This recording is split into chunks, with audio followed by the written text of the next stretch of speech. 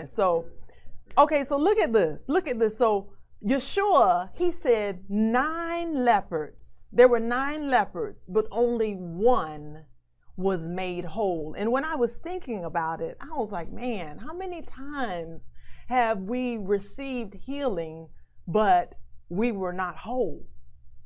See, there is a difference in being healed and being whole. When I'm whole, I know that I'm connected and I'm supposed to do what I'm supposed to do, as thus says Elohim. I am walking in the ways of the kingdom of the culture, and I'm wanting the manifestation of heaven to be done through me right here on earth, and I'm whole.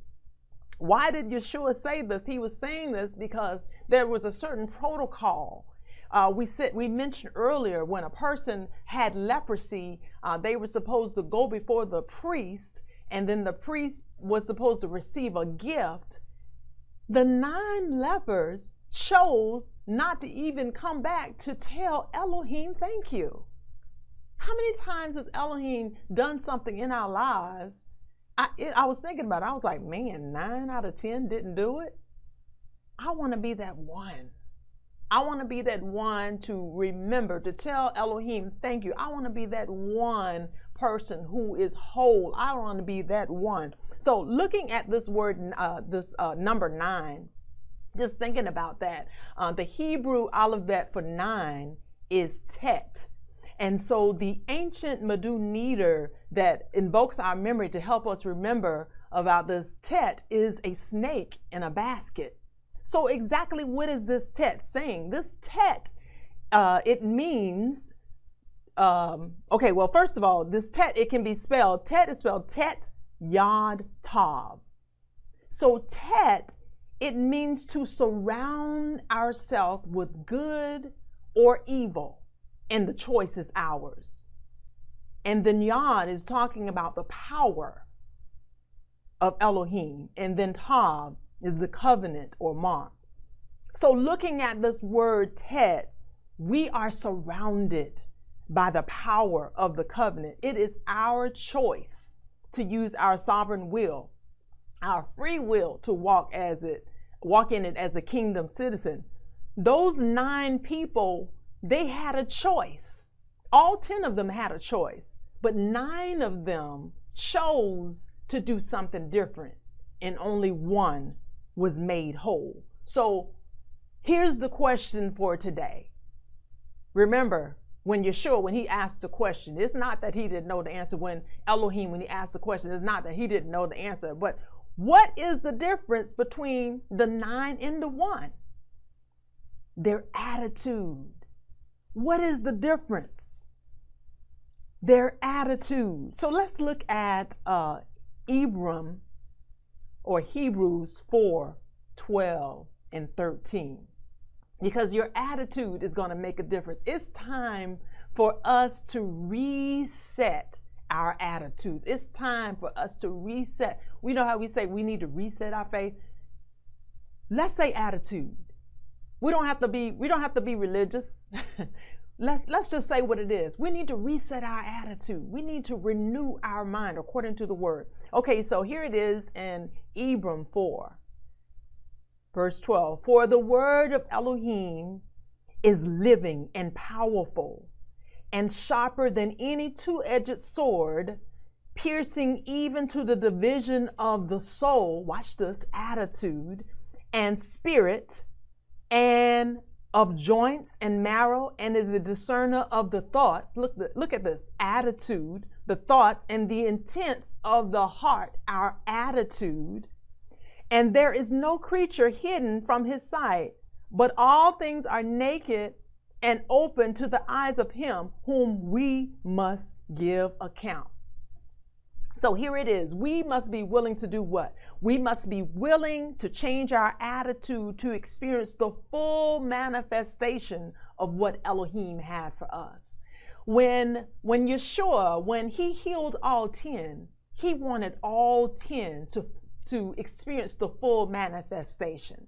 He didn't want all 10 just to be healed, but he wanted all 10 to be whole. So my question to you, will you be made whole on today? Are you willing to change your attitude? Are you willing to change your mindset, your precepts for his precepts? Are you willing? All right. All right. And here is another point. We must break free from the spirit of religion and allow the word to change our attitude. You know, religion is one of the most powerful weapons that the world has used against us. I said religion now.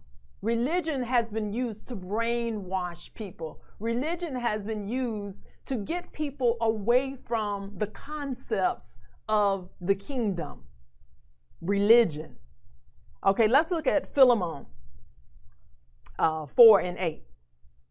The word Elohim reads, verse 8, "Finally, brethren, whatever things are true, whatever things are noble, whatever things are just, whatever things are pure, whatever things are lovely, whatever things are of a good report, if there is any virtue and if there is anything praiseworthy, meditate on these things." This is how I'm renewing my mind. This is how I am changing my attitude, because I'm exchanging my thoughts for his thoughts.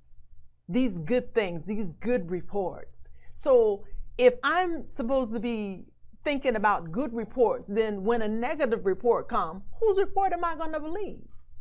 We shall believe the report of the... Okay, all right. Come on, Levites. We shall believe the report of the Lord. Okay, so we need to make sure that our attitude represents the kingdom. All right, let's also look at Mishlei, or Proverbs 4 and 23. Verse 23, "Above all else, guard your heart." Watch this, guard your attitude. "For everything you do flows from it. Keep your mouth free of perversity. Keep corrupt talk far from your lips.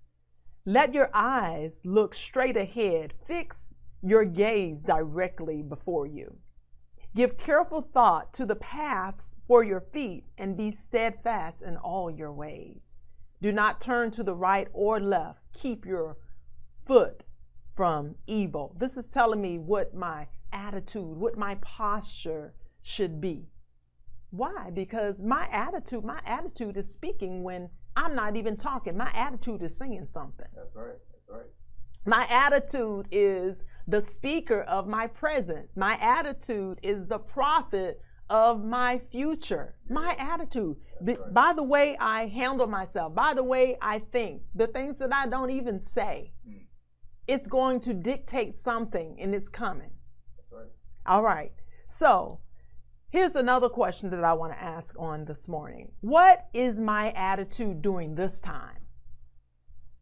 What is my attitude during this time? Am I feeding into the bait of the programming of the news and the media, social media, commercials, and watch this, the untrained, non-believing believers? That's good. Am I feeding into that bait? One time, my husband and I, we were watching something on television, and there was a commercial and talking about how we should do this and that. And I just stood up. I said, enough. I'm tired of it. I don't want to hear it again. Because it's trying to program us. It's trying to make my mindset to be a certain way, but my mind is already set. Yes. I'm not going to allow fear to get in. I'm already programmed by the word of Elohim. Okay, so here it is. Am I agreeing with, oh, you must be miserable during this time? No, I'm not miserable. No, I'm not stir crazy. No, I'm good. It is all well. I'm good.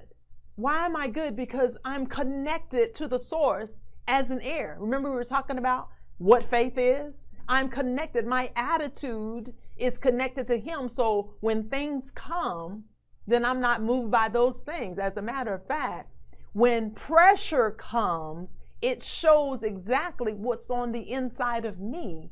And if there's anything on the inside of me that does not look like him, then that's an indicator that I need to make sure that I work on that part. Okay? So this is something that I say, and this is something that I say and rehearse in my mind. I have made a covenant with my lips that I will not be programmed by the world, but I will be content in whatever state I am in. That's what Sheol, that's what he was saying. He said, I know how to abound. I know how to humble myself. I know how to be abased. I know how to be content in whatever state. So instead of me saying what everyone else is saying, connecting to what they're saying, I need to say what the word says.